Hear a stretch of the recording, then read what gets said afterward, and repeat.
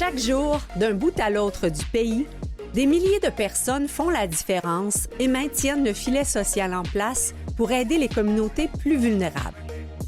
Vous êtes sur le point de les découvrir et de plonger dans un monde où des gens qui n'ont rien d'ordinaire accomplissent des choses assurément extraordinaires. Des gens avec un cœur grand comme le monde et qui contribuent à changer le monde. Ici Chantal Doré, bienvenue à la 3e saison de Héros Anonymes.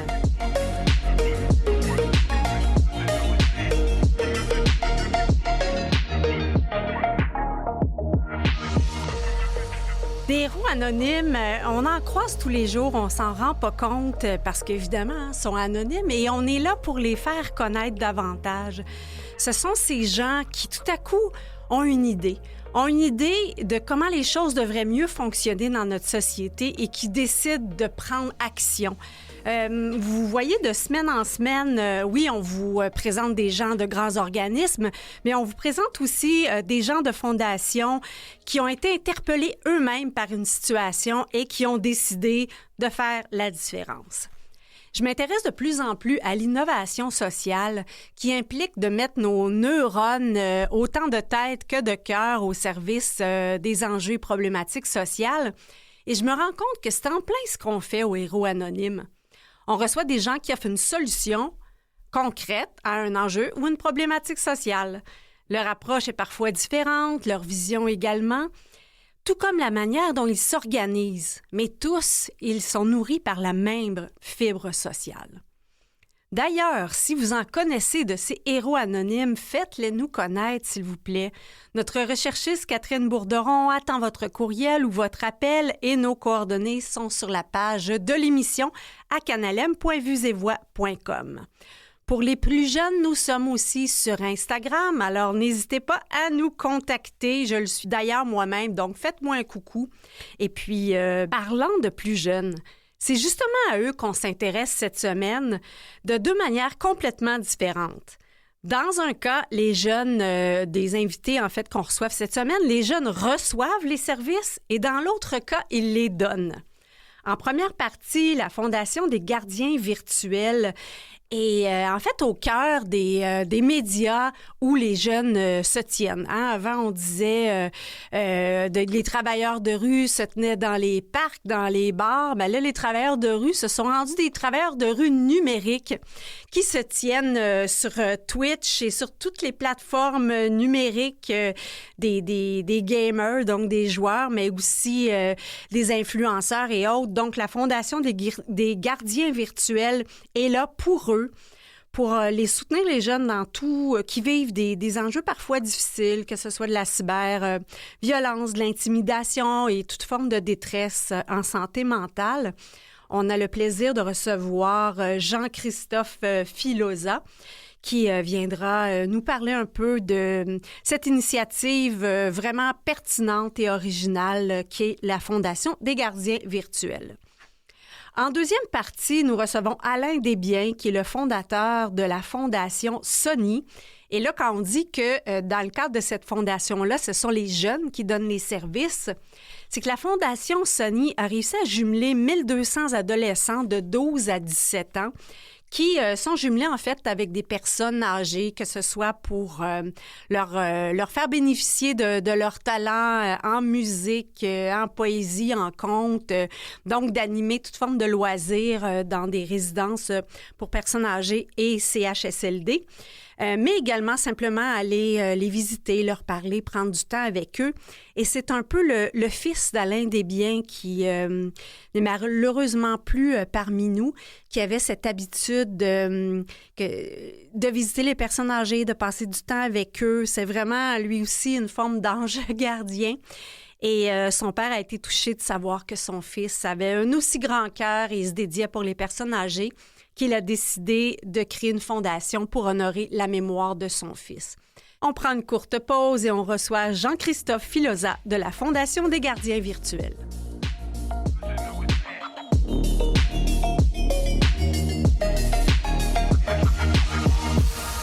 Si vous avez des enfants comme moi j'ai 2 grands garçons qui sont des adeptes de jeux vidéo et je sais qu'ils fréquentent l'univers des médias autour des jeux vidéo, donc que ce soit Twitch ou Discord.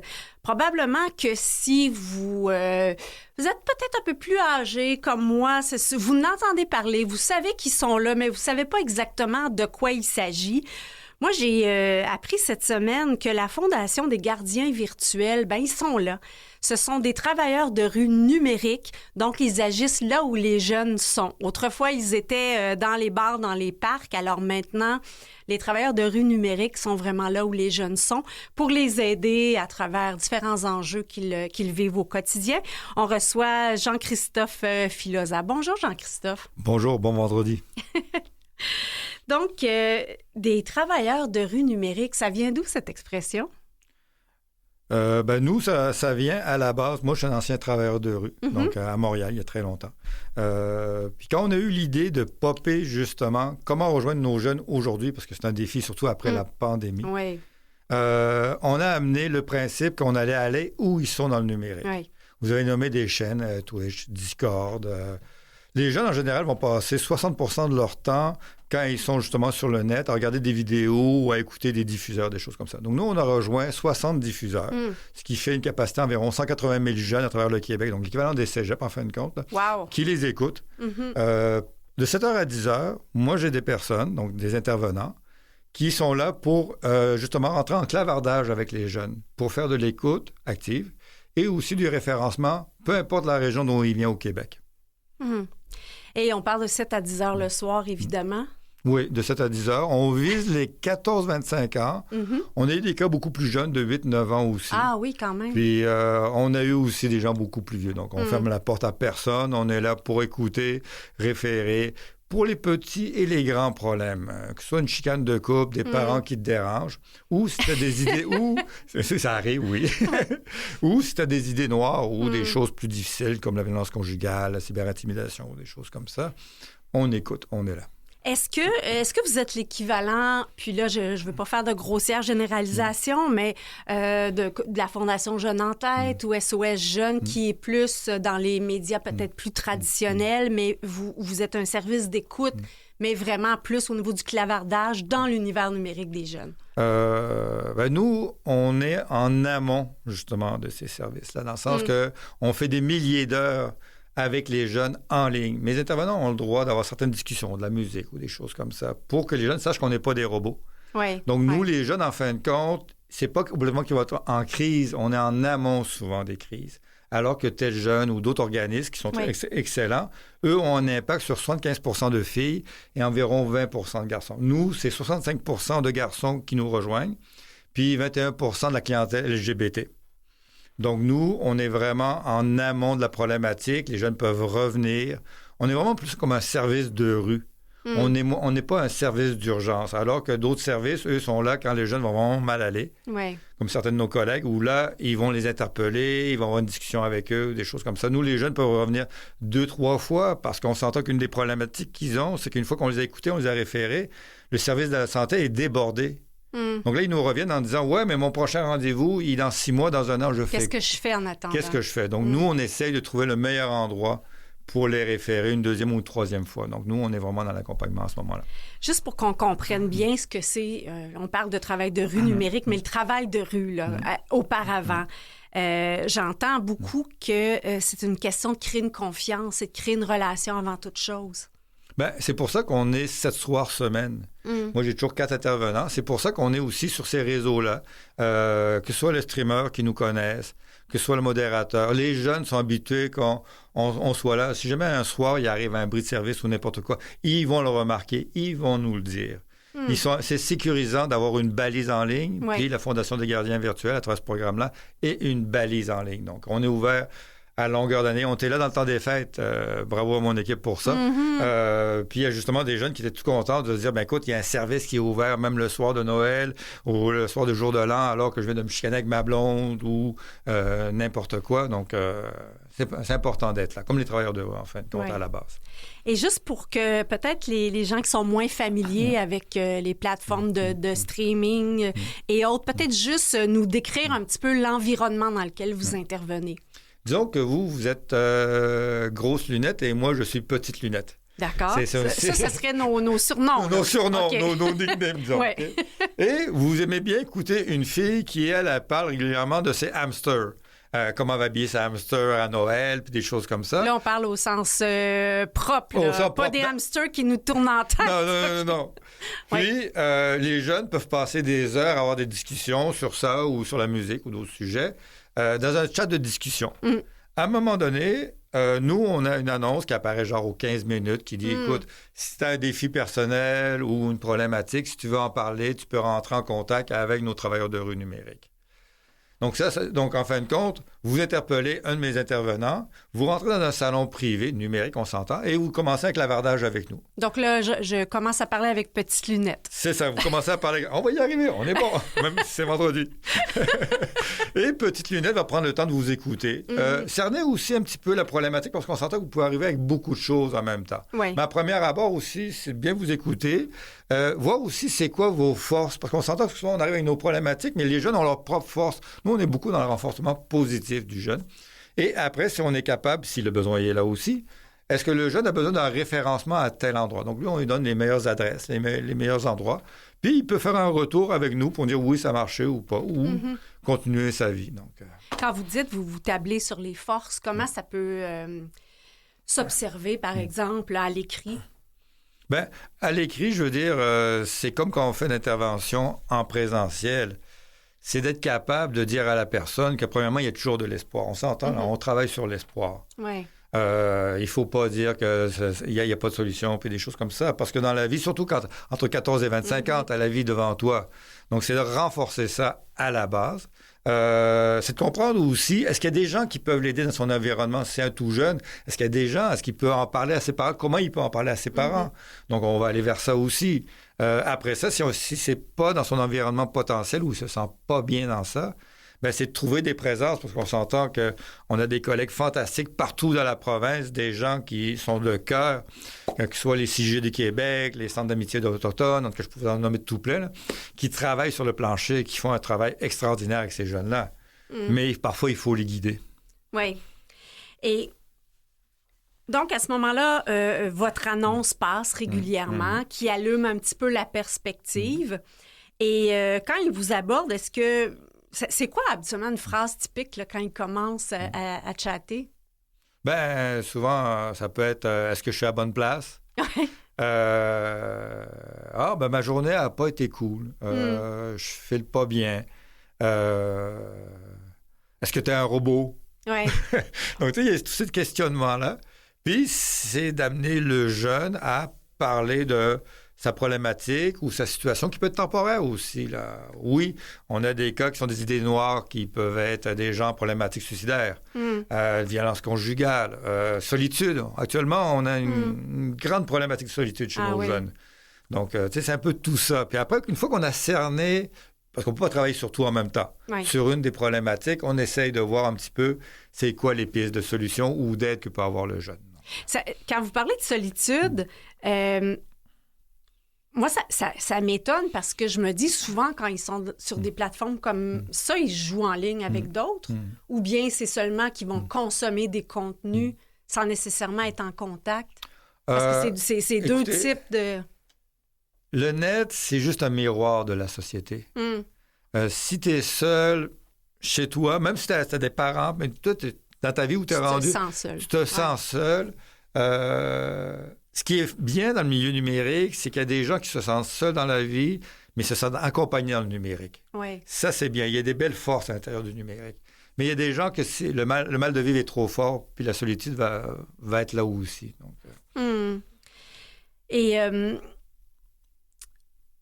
Il y a tous les enjeux de cyber-intimidation. Est-ce que, justement, ça peut arriver que le jeune est en ligne comme ça et se fait quasiment live, là, mais vraiment en direct, peut se faire harceler par d'autres personnes? Donc, est-ce que c'est une porte directe où on vient de vivre, par exemple, une insulte? Donc là, on cherche quelqu'un pour en parler? Oui. C'est pour ça qu'on a un bel impact auprès de nos amis, nos alliés de la communauté LGBT. Il y a beaucoup de jeunes de cette communauté-là qui nous viennent sous cet angle-là. Ouais. Ils ont vécu des moments difficiles en ligne, dernièrement ou de façon quotidienne, ou même en milieu scolaire. Donc là, ça devient une soupape, en fin de compte. Mais c'est quoi? C'est à cause de leur photo ou de leur nickname, ou il y a quelqu'un qui intervient comme ça juste pour dire des paroles dégradantes? Bien, on s'entend que c'est le suivi de l'école souvent. Hein? Ils se connaissent en milieu scolaire, puis c'est les mêmes qui les connaissent en milieu scolaire, qui n'osent pas le faire en milieu scolaire, qui là, à cause de l'écran, justement, du côté anonyme, de l'anonymat, le font, donc en se pensant intouchable. Ben, c'est ça un peu qu'on avait la chance, au moins à notre époque, si on subissait du harcèlement, d'avoir la paix rendue chez nous. Je vous propose qu'on prenne une petite pause, Jean-Christophe, puis on va poursuivre notre discussion après. Mieux connaître vos services, comment vous intervenez. Au plaisir. Merci.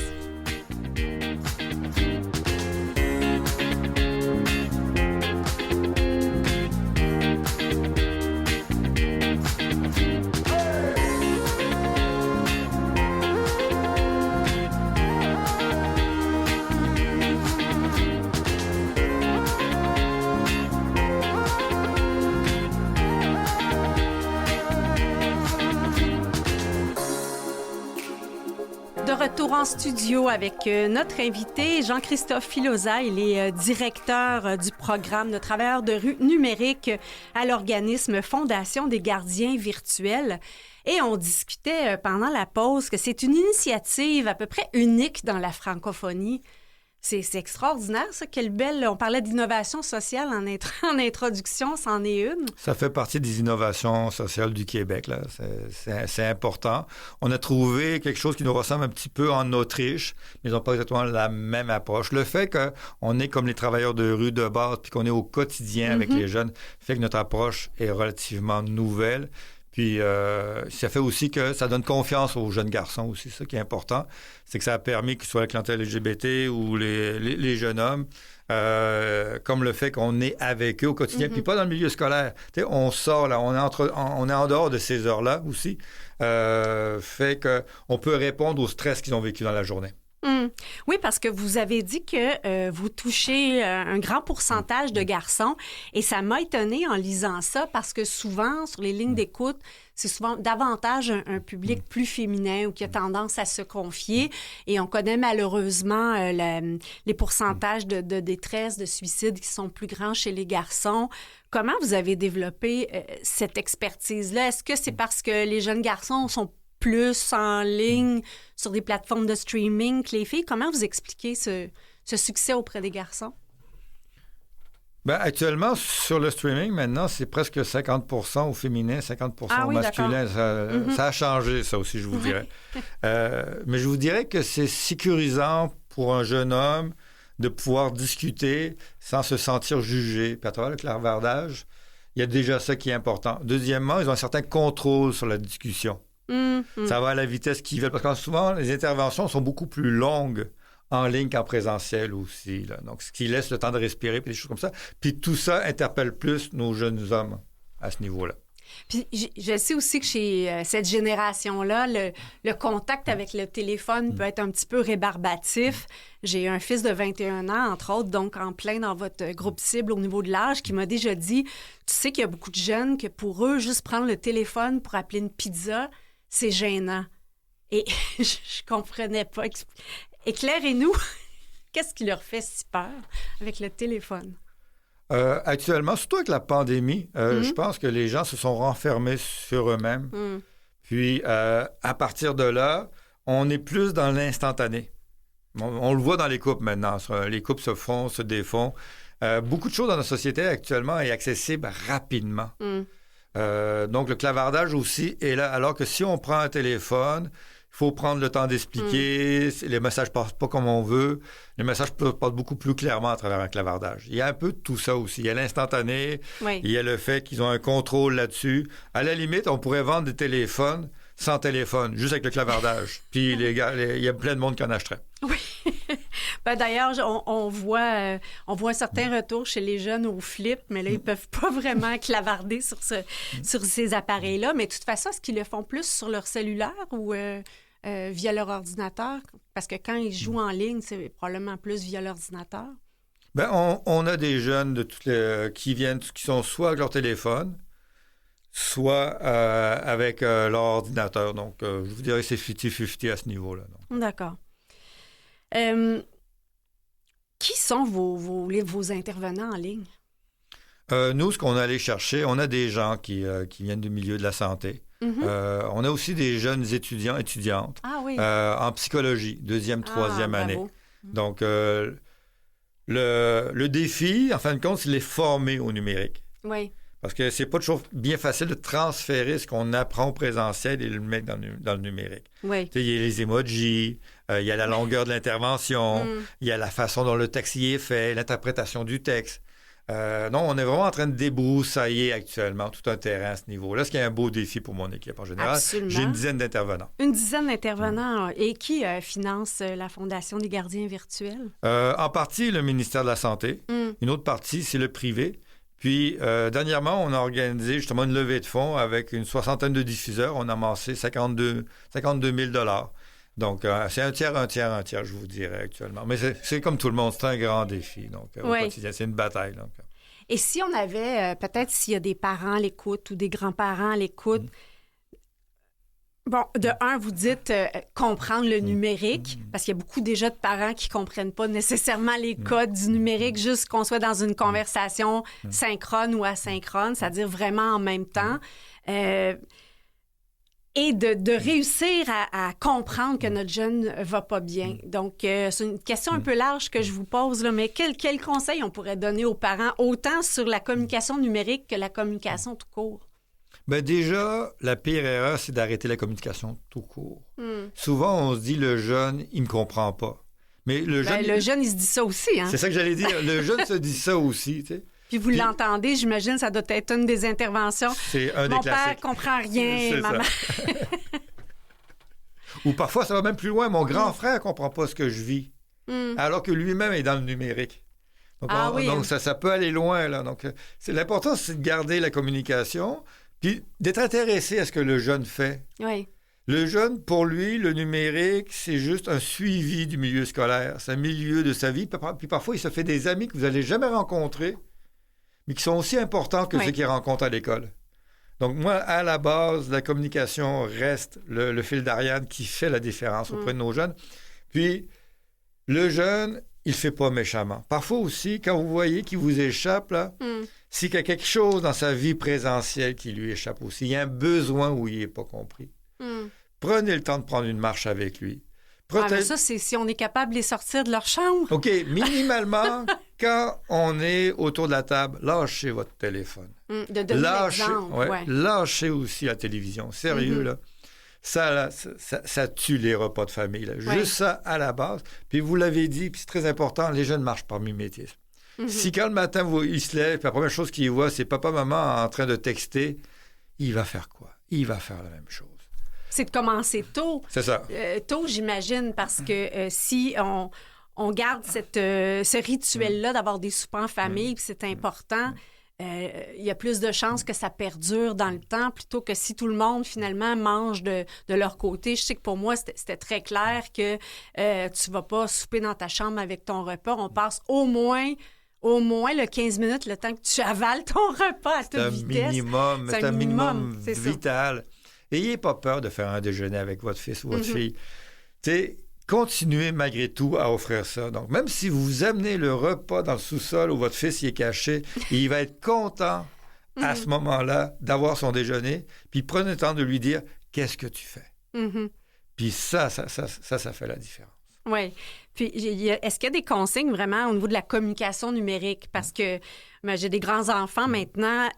Souvent, je leur envoie des trucs sur Instagram, des trucs que je trouve drôles ou des trucs musicaux, des comparaisons de génération. Et je remarque que ça permet justement de garder le contact. Souvent, je leur demande comment ils vont. Ils me répondent bien. Mais je me dis, au moins, peut-être si ça va pas bien, le fait de garder le contact, est-ce que c'est un peu dans cet esprit-là oui, que vous c'est important. Même si vous dites que vous êtes dépassé, que vous êtes vieux, puis tout ce que tu veux, ou que c'était pas drôle, pas grave. Il a pris le temps de regarder ce que vous avez envoyé. Ça fait partie de la communication qu'il faut garder. Oui, puis même à la limite, il dit, bon, encore pas les vidéos de chat de ma mère. C'est ça. Il reste qu'il y a un certain contact. Puis ils vont vieillir. Ouais. Tu sais, au moment où c'est qu'il est en réflexion, puis il n'aime pas ça, ou ça le dérange, ou il est un petit peu plus seul, ce que vous gagnez là, c'est des graines pour demain. Ouais. Peut-être qu'à 17 ans, il va être un peu plus près. Il va dire, je suis encore en communication avec ma mère. Elle m'a compris, elle m'a fait rigoler, ou elle n'a pas compris, mais elle était là. Toujours être là, ça, c'est important. Vous avez raison. Des fois, mon fils me raconte des trucs que je me rappelais pas qu'il se souvenait de son enfance. Et je fais, ah, wow! Mais souvent, justement, peut-être un conseil quand vous dites aux parents, écoutez, je pense que tous les parents l'écoutent. Des fois, notre jeune nous parle de sa partie en ligne et ouf, on comprend rien. Mais moi, je me force à garder les yeux grands ouverts et même si je comprends pas, à poser des questions juste pour y démontrer un intérêt. Ben, pour lui, c'est aussi important que la game de hockey que vous allez écouter. Ce qu'il va écouter en ligne, ça a un impact et encore plus que vous. Parce que vous êtes assis devant votre télévision à l'écouter, le match, vous pouvez interagir. Votre enfant interagit avec les gens de l'autre côté souvent. Donc oui, c'est important de valoriser ça parce que c'est une forme de communication qui est aussi importante que dans le réel. Tu sais, en fin de compte, tout ça, c'est un symptôme du réel, en fin de compte. Oui.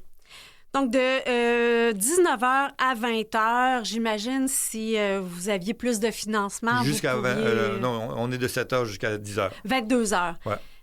Mais j'imagine que vous gagneriez à aller chercher quelques heures de plus, hein? On aimerait ça. Surtout actuellement, on est obligé de couper. Actuellement, on avait 4 intervenants par soir. On va tomber à 3 intervenants par soir, alors qu'on devrait tomber à 5 intervenants par soir. Est-ce que vous réussissez à faire une priorisation quand vous Donc, voyez que... oui, actuellement, ça va être notre nouveau défi. Là. On va prioriser, on réfléchit autrement, justement pour ne pas perdre le fil avec les jeunes puis être encore disponible. Donc. Bien, je vous souhaite de tout cœur là, que les instances à l'écoute vous entendent pour que vous puissiez être encore davantage présents pour nous aider à garder le contact avec les jeunes. Donc, Fondation des gardiens virtuels, vous êtes présents sur toutes les plateformes? Oui.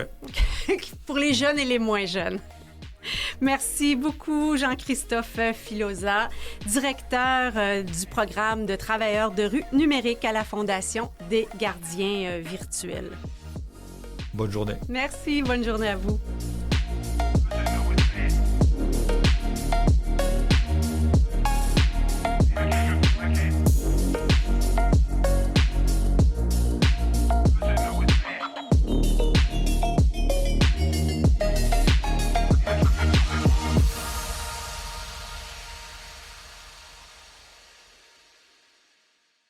Vous écoutez Les Héros anonymes avec Chantal Doré.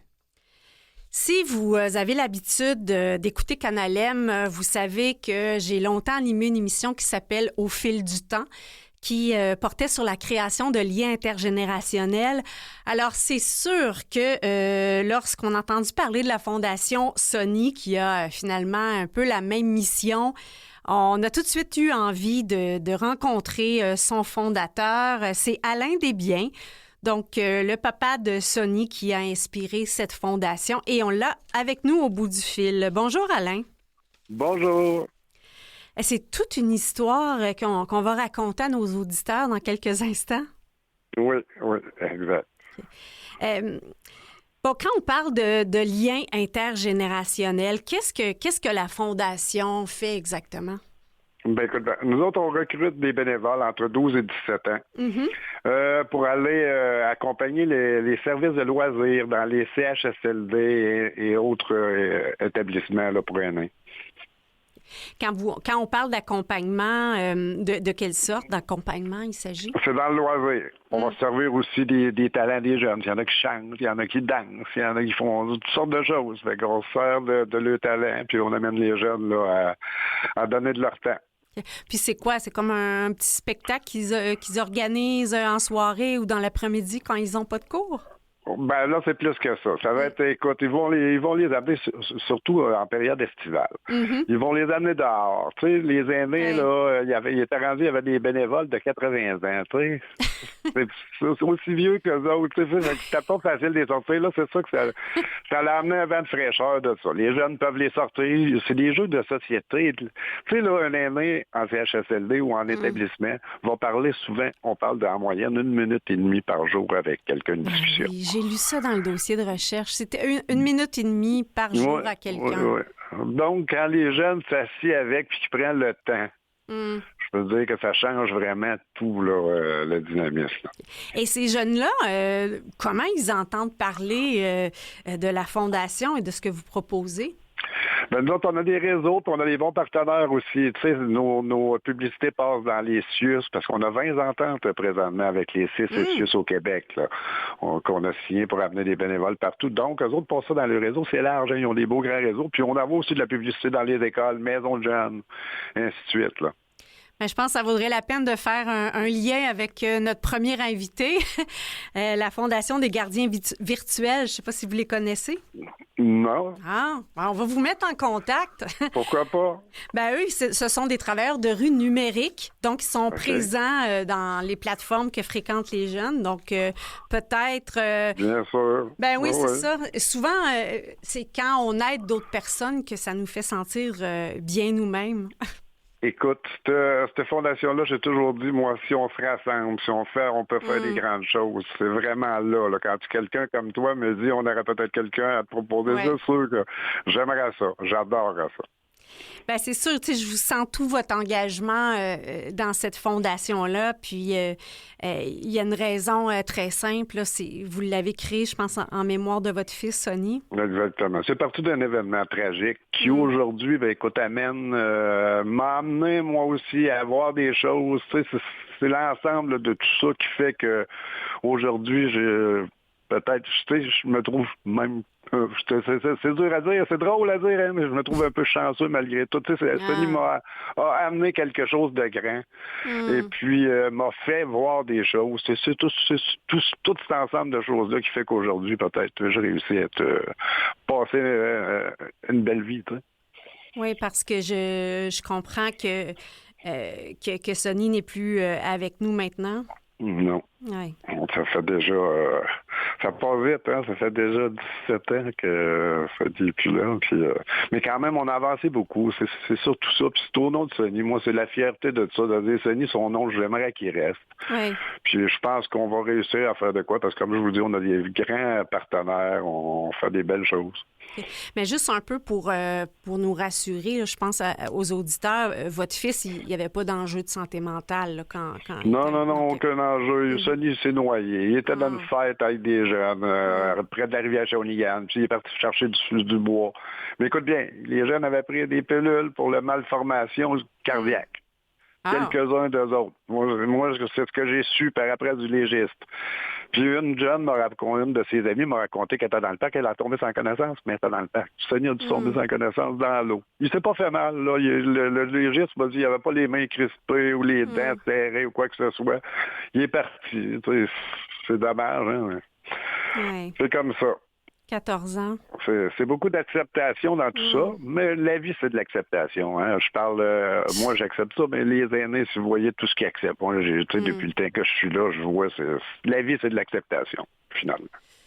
Vous me donnez des frissons, Alain. C'est tellement profond ce que vous dites. C'est la réalité. Donc, ce que j'ai compris, c'est que, bon, vous dites que Sonny a fait de vous un être meilleur, mais vous avez appris des choses sur votre fils que vous ne saviez pas. Oui. Alors que de son décès, écoute, moi, je l'ai cherché 4 jours. Moi, tous les gens, j'avais une photo, puis j'arrêtais tout le monde. Tu sais, quand tu vis mon garçon, puis partout, là, tu sais, on parle du Grand Shawinigan, c'est Shawinigan, le Grand-Mère Shawinigan. C'est quand même un grand territoire. Puis chaque personne que je montrais la photo, il connaissait tout. Ah Sonny oui? était partout, Sonny était... Puis il y avait tous des bonbons pour lui. Écoute bien, un moment donné, j'ai vu sur le bord du marché municipal, mettons à Shawinigan, un matin de bonne heure, il y a un individu qui est là, il est couché à terre, il est un peu un junkie, là. Et puis, malgré tout, je me suis demandé à le voir pour lui demander. Tu sais, normalement, je ne l'aurais même pas approché, il me ferait peur un peu. Mais il connaissait Sonny, il disait que Sonny a de la journée avec. Ah oui. Tu sais, Sonny m'a appris que l'apparence, tout ça, c'est donc pas important. Lui, il voyait le cœur des gens directement. Exactement.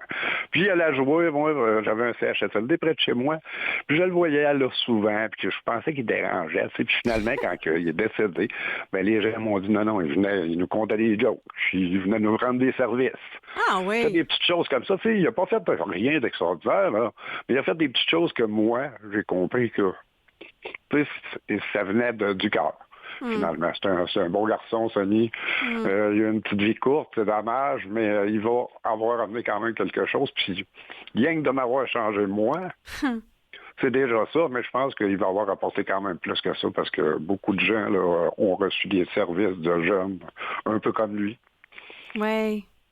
C'est un grand impact, une courte vie, mais un grand impact. Exactement.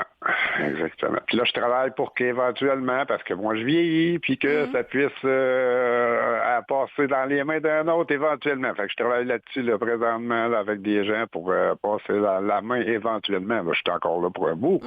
Mais quand même, j'y pense pareil, parce qu'on n'est pas une grosse équipe. Ouais, on est deux. Vous êtes deux, OK. Donc, il y a vous et une personne qui fait du jumelage ou... En fait, elle s'occupe des communications avec les jeunes, les Suisses. Ça fait le pont là, entre les deux. Et puis, elle va chercher des commandites, des choses comme ça. Moi, je fais plus qu'est-ce qui est gouvernemental, aller chercher des commanditaires majeurs, des choses comme ça. Là, puis, développer aussi, parce qu'on a des programmes. Là. On a le programme Sonny Action, mais on a d'autres choses qu'on est en train de faire. Comme on a un robot qu'on a fait avec l'université. Oui, un robot pour briser l'isolement des aînés. C'est de la placoter, là. Il parle. Puis tellement qu'il parle que quand on est avec lui dans une salle, on a de la misère à passer à la porte. Comprenez? Et puis ça, c'est quoi? C'est avec l'intelligence artificielle? C'est des projets de genre? Moi, j'ai fait ça. Ouais. Moi, écoute, quand j'ai parti ce programme-là, ce projet-là dans ma tête en 2007, là, j'avais déjà... Tout ça était déjà dans mon plan. Puis, à un moment donné, j'ai eu de l'argent d'un ministre. J'allais garder des années de temps. Je me suis dit, à un moment donné, il va y avoir de quoi. Puis, moi, je travaillais avec des gens, des bons partenaires, comme je vous dis, avec Paradigme Stratégie dans le temps. Puis, je lui ai parlé, j'aimerais ça faire ça, un robot. Puis, ils m'ont présenté des gens de Ivado. Ivado, c'est un consortium interdisciplinaire, en tout cas intersectoriel, pour de l'intelligence artificielle. D'accord. Les autres, là, je t'annonce là, de la Fondation devient membre Ivado, justement. Ça nous donne accès à 5 universités. Ça, tu vois-tu, la Polytechnique de Montréal, l'École des hautes études commerciales, l'Université de Laval et puis l'Université McGill. Ça, là, on a fait le robot avec 2 universités, qui est Montréal et puis Sherbrooke, et puis Ivado.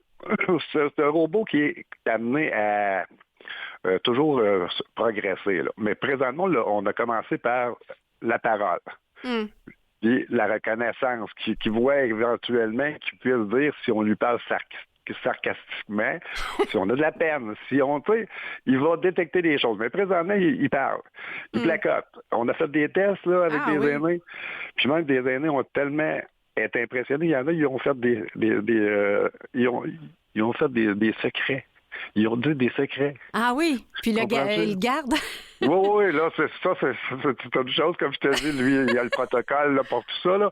Mais comme je te dis, ils ont fait des confidences aux robots. D'autres ont parlé de santé. Il y a toutes sortes de choses Puis aussi, c'est que ce robot-là, il est évolutif. Éventuellement, il va prendre tes signes vitaux. Il va pas commander tes médicaments. Il va prendre un rendez-vous chez le médecin. C'est beaucoup de choses qu'on voit là, avec l'intelligence artificielle. C'est illimité. Donc, c'est ce qu'on fait là. Mais présentement, on a travaillé, on en a un qu'on va présenter prochainement à la ministre Bélanger. Là. On est en train de préparer une rencontre pour lui présenter. Puis là, ce test-là, c'est à quel endroit vous testez ça?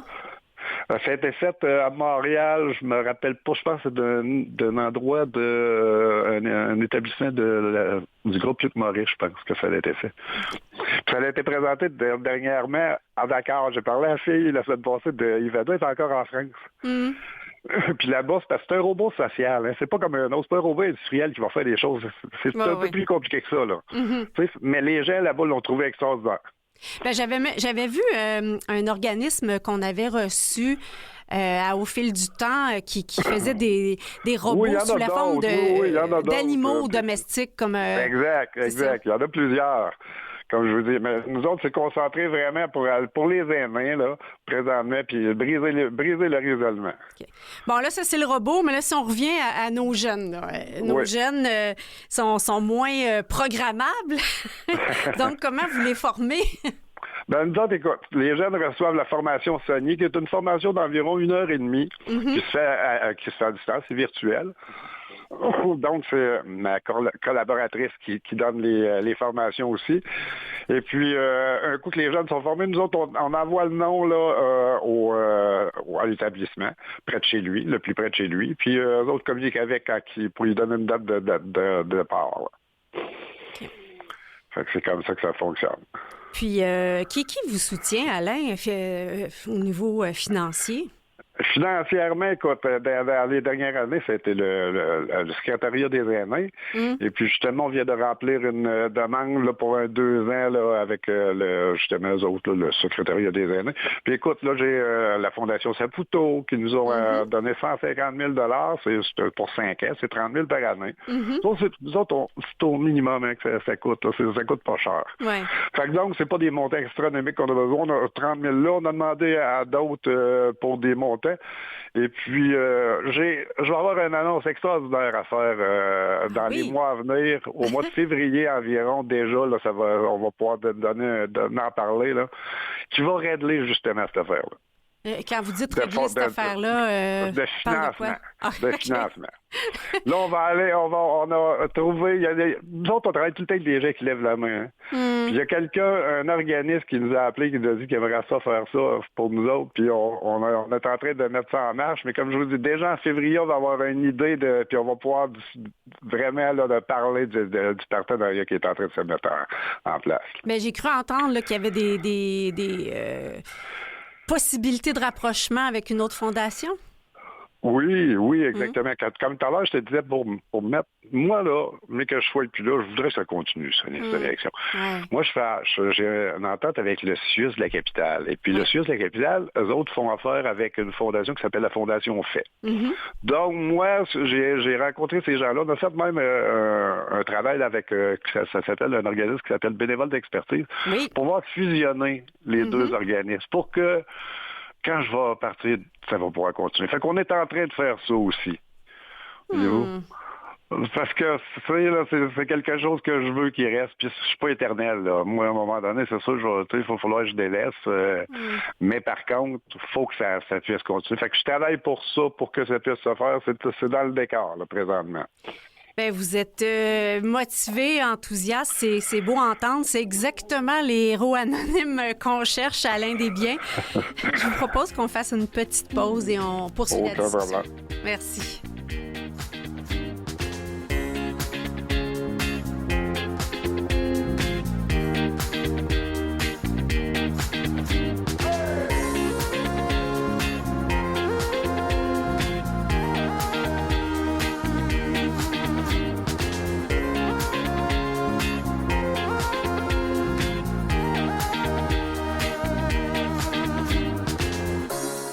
De retour au Héros anonyme avec un héros anonyme vraiment touchant, Alain Desbiens, fondateur de la Fondation Sony, en mémoire de son fils qui tissait des liens étroits avec les personnes âgées.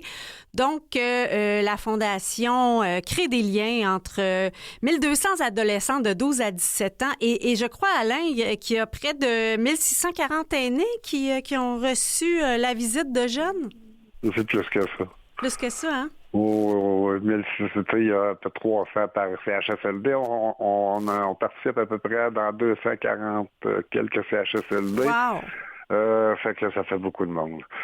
Puis voyez-vous, la bonne nouvelle avec les jeunes, là, vous avez parlé du 1200 jeunes se sont inscrits. Oui, il n'y a pas de 1200 jeunes qui ont fait du bénévolat parce que certains délaissent, d'autres se trouvent un job, tu sais, pour toutes sortes de raisons. Mais par contre, il y en a à peu près 600, près de 700 qui en ont fait. Et puis, il y a des endroits qui sont même débordés. Oui, c'est ça. Il y a 103 jeunes qui voulaient s'impliquer puis qui n'ont pas pu. Ils n'ont pas pu être. Puis malgré cet endroit-là, c'était en Outaouais, ils ont ouvert, eux autres, les RI, les maisons des aînés, maisons des aînés alternatifs, les hôpitaux. Puis ils ont quand même eu trop de jeunes. Parce que d'autres, il y avait déjà un programme qui marchait. Puis les jeunes ils ont recommencé dans notre organisation. Et puis on a eu d'autres. Fait que là, il y a eu 103 jeunes qui ont levé la main qui n'ont pas été capables d'être placés. Fait que nous autres, ce qu'on a vu là-dedans, c'est qu'on va ouvrir des RPA dans ce coin-là, des résidences pour aînés, c'est ça, privées, pour que les jeunes qui lèvent la main puissent au moins aller faire du bénévolat. Ah, parce que des personnes âgées isolées, il y en a partout au Québec. C'est ça, j'imagine qu'il y a d'autres organismes là, qui pourraient vous en référer. Ben oui, écoute, nous autres, on appelle d'un endroit comme un RPA, puis on dit, on aimerait ça vous envoyer des bénévoles, puis c'est gratis. C'est pas dur à vendre dans notre affaire, là. Tu sais, comme je dis, c'est assez facile. Fait que nous autres, tout ce qu'on veut, c'est que le jeune qui lève la main, qu'il soit capable d'aller faire du bénévolat. Je pense que c'est la norme. Puis on disait dans un RPA, c'est peut-être plus des gens qui sont plus autonomes, mais malgré tout, c'est du bénévolat. Puis il y a beaucoup d'aînés dans un RPA qui sont, genre, je m'entends parler beaucoup, qui sont seuls aussi, là. Fait que, je pense que on va ouvrir ça pour que chaque jeune qui lève la main puisse avoir un endroit pour le faire. Je pense que ça sera la norme.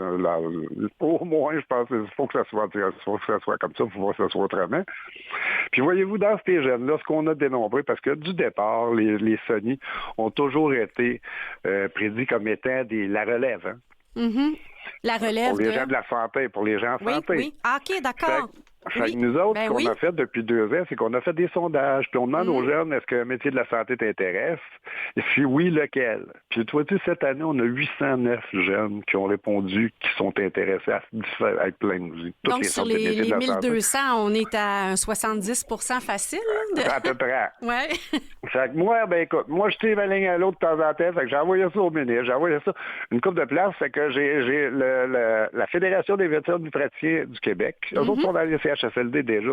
Mais écoute, ils ont intérêt à ça. On s'est rencontrés, puis on a une prochaine rencontre là, qui va se faire le 15 novembre pour voir comment faire pour garder l'intérêt de ces jeunes-là, puis les amener à destination. Bien, je comprends ce que vous faites. Là. Vous créez des liens à droite, à gauche, dans le passé, dans le futur. C'est peut-être ma force, tu sais, de ce côté-là. Fait que j'ai d'autres partenaires. J'ai la FIC aussi, que j'en ai parlé, qu'eux autres ont laissé la porte ouverte. Là. Infirmière? Oui, parce que on a besoin au Québec. Là, c'est des jeunes qui ont été faire du bénévolat, enlever la main, puis ils relèvent la main encore pour aller travailler. Je pense que c'est des candidats de qualité, comprenez-vous? C'est là que je veux aller, puis moi, ça ne veut pas dire que ça va réussir, mais je parle si les gens alentour de moi le veulent bien m'aider, parce que je ne ferai pas partie de la santé puis rien de ça. Je suis juste un citoyen qui aimerait bien faire, mais il semble que les gens alentour à qui j'ai parlé sont tous d'accord avec ce que je fais. Puis en ayant Ivado, justement, comme partenaire, on va créer une base de données qui va tout placer tout ça aux bonnes places, là. Parce qu'on a déjà parlé avec Ivado, puis on a une piste de solution déjà pour partir quelque chose, là, une base de données pour ça. Les médecins nutritionnels avaient déjà quelque chose de préparé, mais ils ne l'avaient pas fait l'an passé parce que, comme ils ont dit, eux autres aussi, ils veulent aller voir plus jeunes, tu sais, au secondaire, les jeunes. Mais ils ne savaient pas trop comment, tu sais, ils partaient que rien. Mais là, cette année, ils sont arrivés avec ça. Puis on dit, sais-tu... On dirait on va faire un bon mix. Là. Fait que c'est là que je suis. Là. Moi, tout ce que j'aimerais, c'est de pouvoir apporter une contribution. Ben, vous le faites déjà. Hey, Alain, ça vous a jamais tenté, la politique? Non, jamais ça. Non, du tout. C'est pas quelque chose. Moi, c'est du cœur. Je serais pas bon là dans la politique, vraiment pas. Ben, tu sais, il y a différentes façons de changer le monde. Vous le faites d'une façon extraordinaire. C'est ça, exactement. Et parce que j'entends là que ce sont des métiers dans la santé où il y a des pénuries. Donc, vous êtes en train déjà vous-même de faire du recrutement à l'avance.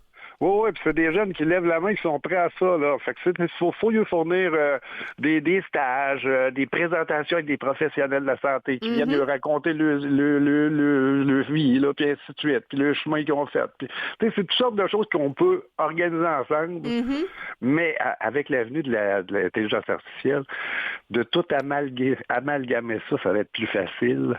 Parce que c'est à plusieurs échelons, hein, ce projet-là. Puis ça, c'est pas demain matin, mais je parle, moi, si on le commence aujourd'hui, on va arriver à quelque chose, par exemple. C'est ça que je voudrais avoir. Puis les gens semblent qu'ils sont d'accord avec moi, ils voient la même chose dans ce que j'ai vu. Parce que là, vous parlez de base de données. On le sait que c'est avec des bonnes données qu'on alimente l'intelligence artificielle. Vous me parlez du robot. Est-ce que le robot, dans ce qu'il va capter, peut alimenter ces données-là?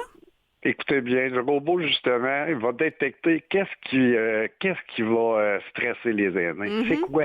Par la base de données. De là, cette base de données-là va pouvoir servir aussi pour l'avenir, savoir qu'est-ce qui dérange, qu'est-ce qui, tu sais. Fait que c'est là qu'on va arriver avec des grandes bases de données pour pouvoir analyser tout ça par des experts, puis créer des choses à partir de là. Vous allez peut-être avoir besoin de gens en éthique parce que l'affaire des secrets, là, les robots. Mais quand je vous dis, avec les universités, toutes les éthiques, c'est là. Il n'y a aucun problème. On travaille avec les bonnes personnes. Là. C'est là l'affaire. Ça va pas vite parce que l'année passée, il y a eu un problème, justement. Il fallait régler l'éthique. C'était long, mais ça a été réglé. Fait que cette année, on a une présentation à faire, là, déjà. Et dites-moi, est-ce que c'est de vous que votre fils tenait ce côté-là, créateur de liens, défenseur de portes? Sonny, là, quand je vous dis, tout le monde le connaissait. Je pense que c'est là qu'on voit que... Soit que c'est lui qui retenait de moi, ou bien c'est qui m'a envoyé des ondes. Un des deux. Ouais. Ben, je pense que de plus jeune aussi, il a été, j'ai cru comprendre, là, il y a de la famille au Mexique, donc peut-être une influence familiale. Il a la rejoint de son grand-père et sa grand-mère toutes les années à la semaine de relâche. Je suis averti de 6 ans quand il a eu le droit. Fait que quand il revenait, il y avait tout le temps plein de... Mon père avait 75 ans, fait que c'était tous des aînés. Il revenait avec des cadeaux, toutes sortes d'affaires des aînés, puis il y en avait avec qui correspondaient, puis ainsi de suite. Là. Tu sais, là, Sonny, c'est un petit gars bien spécial. Sérieusement, de ce côté-là. Là. Puis vous avez jamais parlé de ce qu'il faisait? Non. Il allait pelleter chez sa première gardienne, Denise, sa gardienne. Ben voyons. Il allait comme ça de lui-même, là. Non, mais là, on restait à 10 km de là. Il partait à pied, il allait pelleter parce qu'il savait qu'elle avait divorcé avec son mari. Puis elle avait personne pour le déneiger. Fait qu'il allait à déneiger puis il revenait. Je savais pas. Il y a une mère de famille qui m'a raconté que son gars fait de la paralysie cérébrale. Elle dit à Sonny, le samedi, il vient jouer avec. Elle dit, tandis que les autres, il est de lui. Wow. Tu sais, là, comme je vous dis, c'est pas des grandes choses. Mais c'est assez pour allumer, tu sais. Fait qu'est-ce que, justement, ces robots-là vont être des Sonny. D'ailleurs, comment il s'appelle, le robot, ce qui s'appelle Sonny? Il s'appelle Axel, c'est le deuxième prénom de Sonny.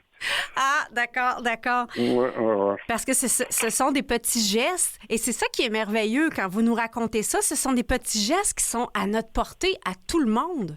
Exact. Puis j'imagine quand vous manquez peut-être d'énergie le matin, d'imaginer que Sonny a fait 10 km pour aller pelleter dans la tempête, ça lève un gars. Ça lève un gars. Oui, il n'y a pas de problème. Et j'aurais tellement de choses à vous demander. Je suis vraiment fascinée un peu. Puis les parents de ces jeunes-là, j'imagine aussi que vous les touchez, veut pas. Est-ce que ça les inspire eux-mêmes à faire du bénévolat? Ben écoute, il y a des parents qui en font avec leurs enfants, c'est arrivé. Mais écoute, moi, ce que je trouve de ces parents-là, moi, même que j'aimerais lui passer un message, lui dire merci, parce que vous savez que c'est eux autres qui nous prêtent les enfants. Tu sais, des enfants de 12 à 17 ans, là, si les parents veulent pas, on n'est plus là. Oui. Comprenez que c'est un ensemble complet. Mais les parents sont rassurés parce que c'est les gens judicieux, tu sais. C'est tout un ensemble vraiment. Oui, c'est ça. C'est encadré. C'est bien monté, là, mettons. Là. C'est encadré. C'est ça, les jeunes ne sont pas laissés à eux-mêmes. S'il y a quelque chose, ils ont des références, tu sais, là. Et puis j'ai envie de dire, Alain, on entend ça, puis on se dit c'est merveilleux. Mais est-ce que ces jeunes-là, ils vont voir leurs propres grands-parents? Ben, moi, ce que j'entends, c'est oui. Oui. Parce que j'ai fait des soirées, des affaires d'horaire, comme quand on a fait avec Rosalie Vaillancourt une soirée de reconnaissance pour les jeunes. Des jeunes de partout au Québec qui sont venus. Tu sais, j'ai eu le temps de parler avec eux autres. Il y en avait qui avaient le grand-père, justement, avec eux autres. Parce que c'est pas toujours facile là, pour un grand-parent de réussir à rester dans la vie de ses petits-enfants. Non, c'est ça. Hein. Sonny était bien proche de ses grands-parents. Gilles, mon père, le gardait toutes les semaines. Il l'amenait au Club Price. Tellement que quand j'allais au Club Price avec Sonny, tout le monde connaissait Sonny, moi, je ne me connaissais pas. Il disait salut à Sonny, tout le monde disait salut à Sonny, moi, j'étais comme invisible là-dedans. Donc, il a vraiment laissé sa trace partout. Ben, je vous comprends de vouloir perpétuer sa mémoire, que ça continue au-delà... Ben écoute, c'est un privilège ce que j'ai là. Tu sais, d'avoir fait ça. Moi, c'était, tu sais là, c'est l'année que j'avais demandé au ministre de l'argent quand j'ai eu le 1,7 million. 1,7 million. Ouais, j'avais demandé 55 000 piastres, moi. Puis le ministre Barrette de l'époque m'a fait venir dans un consortium à Québec. Je te dis, il doit y avoir peut-être 500, 600 personnes. Pour des symposium, sur moi. Oui. Ouais. Puis il m'a fait monter en avant, puis il m'a annoncé ça, qu'il me donnait 1,7 million pour mettre ça partout au Québec. Écoute, c'était pas évident, là. Tu sais, j'étais pas une grosse équipe, là. C'était une idée que j'avais. Mais j'ai été chercher des bons partenaires, puis je pense que j'étais un gars qui s'exprime assez bien, que les gens ont compris ce que je voulais, puis je pense que je parle assez bien du cœur. Ah, c'est exactement. C'est exactement ce que j'allais dire. Alain Desbiens, fondateur, Fondation Sonny. J'invite nos auditeurs à être à l'écoute de tout ce que vous allez faire, à vous aider à perpétuer la mémoire de Sonny. C'est clair, moi, que je vais vous suivre. Je suis bien intéressée à ce que vous faites. C'est merveilleux. Et j'en profite pour remercier toute notre équipe, Catherine Bourderon, Mathieu Tessier, Jean-Sébastien Laliberté. Et il y a tous nos épisodes sur les plateformes de balado-diffusion. Je vous souhaite une merveilleuse semaine et la semaine prochaine, on découvre d'autres héros anonymes.